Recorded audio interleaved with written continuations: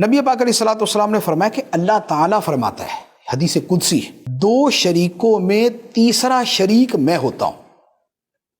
کاروبار جب دو بندے مل کر کرتے ہیں تو فرمایا کہ تیسرا ان کے ساتھ میں ہوتا ہوں۔ تیسرے سے مراد یہ کہ ان پہ نگہبان میں ہوتا ہوں، ان پہ نگہبان میں ہوتا ہوں۔ اور فرمایا کہ جب 3 شریک ہو تو چوتھا ان کے ساتھ میں ہوتا ہوں، اور جب 4 شریک ہو تو 5واں ان کے ساتھ میں ہوتا ہوں۔ یہ جو آپس میں مل کے کاروبار کرتے ہیں، کب تک اللہ تعالیٰ کب تک ان کے ساتھ ہے؟ اپنی تائید، اپنی نصرت، اپنی حمایت، اپنے فضل اور اپنی رحمت کے اعتبار سے اللہ تعالیٰ ان کے ساتھ ہے۔ کب تک؟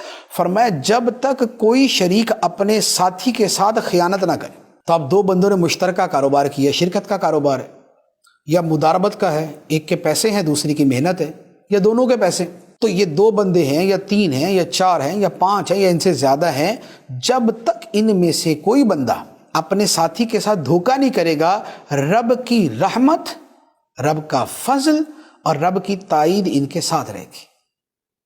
اور فرمایا کہ جب کوئی خیانت کر لیتا ہے، پہلے تو تھا کہ خیانت نہ کرے تو میں ان کے ساتھ ہوتا ہوں، اب فرمایا کہ جب کوئی ساتھی اپنے ساتھی کے ساتھ خیانت کر لیتا ہے تو فرمایا کہ میں درمیان سے ہٹ جاتا ہوں۔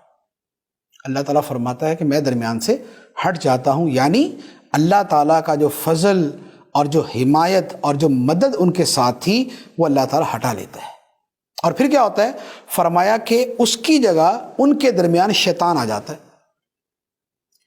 تو پھر شیطان تو رنگ برنگی پٹیاں پڑھاتا ہے، اور شیطان پھر آپس کے اندر لڑائی بھی کرواتا ہے، آپس میں کینے بھی پیدا کرتا ہے، آپس میں حسد اور بغض بھی پیدا کرتا ہے، پھر کاروبار کے اندر ایک دوسرے سے خیانت کے نتیجے میں قتل و غارت گری بھی ہوتی ہے، جس کا داؤ چلتا ہے دوسرے کو گھسیٹ کے رکھ دیتا ہے، تو پھر یہ سارا کچھ ہوتا ہے۔ تو لہذا رب کی رحمت چاہیے، مدد چاہیے، تائید چاہیے، تو 1-2 بندے مل کے کریں یا 100 بندے مل کے کریں دیانتداری کے ساتھ، اپنے ساتھی کو دھوکہ دینے کی کوشش نہ کریں۔